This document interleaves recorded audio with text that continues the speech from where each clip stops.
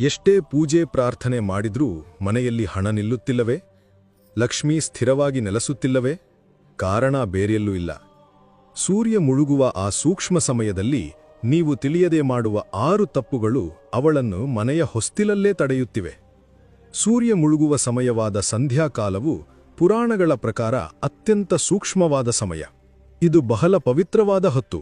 ಏಕೆಂದರೆ ಈ ಸಮಯದಲ್ಲಿ ಸಂಪತ್ತಿನ ಅಧಿದೇವತೆಯಾದ ಲಕ್ಷ್ಮೀದೇವಿಯು ಭೂಮಿಯಲ್ಲಿ ಸಂಚರಿಸುತ್ತಾ ಯಾವ ಮನೆಗೆ ಪ್ರವೇಶಿಸಲಿ ಎಂದು ನೋಡುತ್ತಿರುತ್ತಾಳೆ. ಆದರೆ ಒಂದು ಎಚ್ಚರಿಕೆಯೂ ಇದೆ. ಅವಳ ಜೊತೆಯಲ್ಲೇ ಅವಳ ಅಕ್ಕ ದಾರಿದ್ರ್ಯದ ದೇವತೆಯಾದ ಜ್ಯೇಷ್ಠಾದೇವಿಯೂ ಸಂಚರಿಸುತ್ತಿರುತ್ತಾಳೆ. ಲಕ್ಷ್ಮಿಗೆ ಶಾಂತಿ, ಶುದ್ಧಿ ಮತ್ತು ಬೆಳಕು ಇಷ್ಟವಾದರೆ ಜ್ಯೇಷ್ಠಾದೇವಿಗೆ ಕತ್ತಲು, ಸೋಮಾರಿತನ ಮತ್ತು ಜಗಳಗಳೆಂದರೆ ಪರಮಪ್ರೀತಿ. ಸಂಧ್ಯಾಕಾಲದಲ್ಲಿ ನಾವು ತಿಳಿಯದೆ ಮಾಡುವ ಕೆಲವು ಸಣ್ಣ ತಪ್ಪುಗಳು ಲಕ್ಷ್ಮೀದೇವಿಯನ್ನು ಮನೆಗೆ ಬರದಂತೆ ತಡೆದು ಜ್ಯೇಷ್ಠಾದೇವಿಗೆ ಸ್ವಾಗತ ನೀಡಿದಂತೆ ಆಗುತ್ತದೆ. ಈ ಸತ್ಯ 99% ಜನರಿಗೆ ತಿಳಿದಿರುವುದಿಲ್ಲ. ವಿಡಿಯೋ ಪೂರ್ತಿ ನೋಡಿ, ಏಕೆಂದರೆ ಅಪೂರ್ಣ ಜ್ಞಾನವು ಅಪಾಯಕಾರಿ. ಆ 6 ಪ್ರಮುಖ ತಪ್ಪುಗಳು ಯಾವುವು ಮತ್ತು ಒಂದು ವೇಳೆ ಆ ತಪ್ಪುಗಳನ್ನು ಮಾಡಿದ್ದರೆ ಅದಕ್ಕೆ ಇರುವ ಸರಳ ಪರಿಹಾರಗಳೇನು ಎಂಬುದನ್ನು ತಿಳಿಯೋಣ. ಅದಕ್ಕೂ ಮೊದಲು ಆ ಭಗವಂತನ ಸ್ಮರಣೆ ಮಾಡುತ್ತಾ ದಯವಿಟ್ಟು ಕಾಮೆಂಟ್ ವಿಭಾಗದಲ್ಲಿ ಓಂ ಲಕ್ಷ್ಮೀನಾರಾಯಣಾಯ ನಮಃ ಎಂದು ಬರೆಯಿರಿ. 1. ಗುಡಿಸುವುದು ಮತ್ತು ಕಸವನ್ನು ಹೊರಹಾಕುವುದು ತಪ್ಪು. ನಾವೆಲ್ಲರೂ ಮಾಡುವ ಸಾಮಾನ್ಯ ಅಭ್ಯಾಸವಿದು. ಆಫೀಸಿನಿಂದ ಸಂಜೆ ಮನೆಗೆ ಬಂದ ತಕ್ಷಣ ಮನೆ ಅಸ್ತವ್ಯಸ್ತವಾಗಿ ಕಂಡರೆ ಪೊರಕೆ ಹಿಡಿದು ಮನೆಯನ್ನು ಗುಡಿಸುತ್ತೇವೆ ಮತ್ತು ಆ ಕಸವನ್ನು ಹೊರಗೆ ಹಾಕುತ್ತೇವೆ. ಆದರೆ ಶಾಸ್ತ್ರಗಳ ಪ್ರಕಾರ ಸಂಜೆ ಹೊತ್ತು ಗುಡಿಸುವುದು ಮನೆಯಲ್ಲಿರುವ ಧನಾತ್ಮಕ ಶಕ್ತಿ ಮತ್ತು ಸಂಪತ್ತನ್ನು ಹೊರಗೆ ತಳ್ಳಿದಂತೆ. ಇದು ಜ್ಯೇಷ್ಠಾದೇವಿಗೆ ಅತ್ಯಂತ ಇಷ್ಟವಾದ ಕೆಲಸ. ಪರಿಹಾರ: ಒಂದು ವೇಳೆ ನೀವು ಸಂಜೆ ಗುಡಿಸಲೇಬೇಕಾದ ಅನಿವಾರ್ಯತೆ ಇದ್ದರೆ ಗುಡಿಸಿ, ಆದರೆ ಆ ಕಸವನ್ನು ಮನೆಯಿಂದ ಹೊರಗೆ ಹಾಕಬೇಡಿ. ಅದನ್ನು ಒಂದು ಮೂಲೆಯಲ್ಲಿ ಸಂಗ್ರಹಿಸಿಡಿ. ರಾತ್ರಿ ಪೂರ್ತಿ ಮನೆಯಲ್ಲೇ ಇಟ್ಟು ಮರುದಿನ ಸೂರ್ಯೋದಯದ ನಂತರವೇ ಹೊರಗೆ ಹಾಕಿ. ತಕ್ಷಣದ ಪರಿಹಾರಕ್ಕಾಗಿ ಆ ಕಸದ ಮೇಲೆ 1 ಚಮಚ ಅರಿಶಿನ ನೀರನ್ನು ಚಿಮುಕಿಸಿ. ಇದು ಅದರ ನಕಾರಾತ್ಮಕ ಪ್ರಭಾವವನ್ನು ಕಡಿಮೆ ಮಾಡುತ್ತದೆ. 2. ಸೂರ್ಯ ಮುಳುಗುವ ಸಮಯದಲ್ಲಿ ಮಲಗುವುದು ತಪ್ಪು. ಇಡೀ ದಿನದ ಕೆಲಸದಿಂದ ದಣಿದು ಸಂಜೆ ಸೋಫಾ ಮೇಲೆ ಕುಳಿತು ಟಿವಿ ನೋಡುತ್ತಾ ಹಾಗೆಯೇ ನಿದ್ದೆಗೆ ಜಾರುವುದು ಸೋಮಾರಿತನದ ಸಂಕೇತ. ಲಕ್ಷ್ಮೀದೇವಿಯು ಯಾವಾಗಲೂ ಚಟುವಟಿಕೆಯಿಂದ ಇರುವ ಮನೆಯನ್ನೇ ಇಷ್ಟಪಡುತ್ತಾಳೆ. ಯಾರು ಸಂಧ್ಯಾ ಸಮಯದಲ್ಲಿ ಮಲಗಿರುತ್ತಾರೋ ಅವರ ಮನೆಯನ್ನು ಲಕ್ಷ್ಮಿ ಪ್ರವೇಶಿಸುವುದಿಲ್ಲ. ಬದಲಿಗೆ ದಾರಿದ್ರ್ಯದ ದೇವತೆಯಲ್ಲಿ ಪ್ರವೇಶಿಸುತ್ತಾಳೆ. ಪರಿಹಾರ: ಒಂದು ವೇಳೆ ನೀವು ತಿಳಿಯದೆ ನಿದ್ರಿಸಿದ್ದರೆ ಎದ್ದ ತಕ್ಷಣ ಗಾಬರಿಯಾಗಬೇಡಿ. ತಕ್ಷಣವೇ ಎದ್ದು ತಣ್ಣೀರಿನಿಂದ ನಿಮ್ಮ ಮುಖ, ಕೈಕಾಲುಗಳನ್ನು ತೊಳೆದುಕೊಳ್ಳಿ. ನಂತರ ನಿಮ್ಮ ಪೂಜಾ ಕೋಣೆಗೆ ಹೋಗಿ 1 ಕರ್ಪೂರವನ್ನು ಬೆಳಗಿ 11 ಬಾರಿ ಓಂ ನಮೋ ನಾರಾಯಣಾಯ ಎಂದು ಜಪಿಸಿ. ಇದು ನಿದ್ರೆಯಿಂದ ಬಂದ ಆಲಸ್ಯದ ದೋಷವನ್ನು ನಿವಾರಿಸುತ್ತದೆ. 3. ಹಣ, ಹಾಲು, ಮೊಸರು ಅಥವಾ ಉಪ್ಪು ಕೊಡುವುದು ತಪ್ಪು. ಸಂಜೆ ಹೊತ್ತು ನಿಮ್ಮ ನೆರೆಮನೆಯವರು ಬಂದು ಸ್ವಲ್ಪ ಮೊಸರು ಇದೆಯಾ ಅಥವಾ ಸ್ವಲ್ಪ ಹಣ ಕೊಡಿ ಎಂದು ಕೇಳಬಹುದು. ಆಗ ನಮಗೆ ಇಲ್ಲ ಎಂದು ಹೇಳಲು ಮುಜುಗರವಾಗಿ ಕೊಟ್ಟುಬಿಡುತ್ತೇವೆ. ಶಾಸ್ತ್ರದ ಪ್ರಕಾರ ಹಾಲು, ಮೊಸರು, ಉಪ್ಪು ಮತ್ತು ಹಣ ಇವು ಮನೆಯ ಸೌಭಾಗ್ಯದ ಸಂಕೇತಗಳು.